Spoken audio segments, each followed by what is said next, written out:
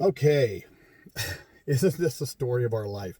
You move from, so you're in a smaller community and they didn't have an OT or speech language pathologist, and then you come in with your city mouth and decided that you wanted comparable services, and they just weren't that happy about that.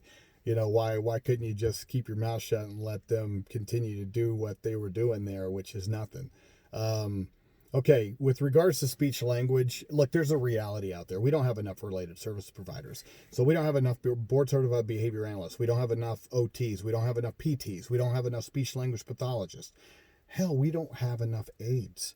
We don't have enough special education teachers anywhere. So we're running deficits in every one of these professional areas.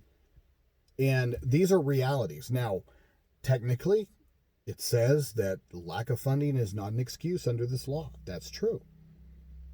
And yes, the school, everything that you put out in your scenario is absolutely correct. If your child requires those services, like occupational therapy, then you can't have your special education teacher provide occupational therapy services if your child's been designated requiring special occupational therapy as a related service. Now, they can support what the OT is doing. They can do that. But there's got to be an OT there. They just can't sort of bypass that process. Speech language pathologists. We don't have enough of them. So in that area, I've seen some rural areas cover that through telehealth, which, if it's done correctly, I don't have a problem with that. And then the child can make progress. And there's some wonderful options out there with regards to speech language pathology services done and performed through telehealth. But once again, you also need the staff to help your child generalize during that telehealth process. So they have to work in tandem with each other. But if they're also shoving stuff in your face and wanting you to sign things in order to justify the nonsense that they're doing, then you're right to resist and you're right to question. But at the same time, this is where the rubber hits the road. They're going to sit there and put you between a rock and a hard place pretty soon.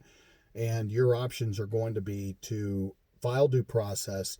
Probably the best route for you is to file a complaint through the Office of Civil Rights, or file a state complaint, because they're not providing the services as required, which means that they're under progress monitoring from the state. And at that point, the state is going to need to cover their butt by holding them accountable to make sure they're doing exactly what they're supposed to be doing. So in that way, a state complaint would be a good mechanism. Now, if you just look on your state website, and I believe, I don't know if you said where you're from, but you just look on your State Department of Education website, and it will provide you the instructions of how to the process of drafting a state complaint. If you go to the Office of Civil Rights, then you'll find what is your region area, and any instructions on there on how to file an Office of Civil Rights complaint.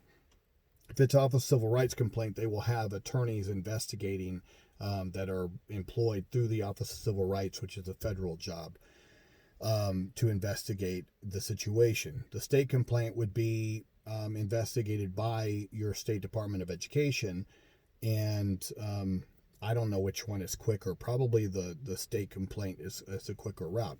You also have your options for mediation and for filing due process. But if you file due process, I recommend you use an attorney.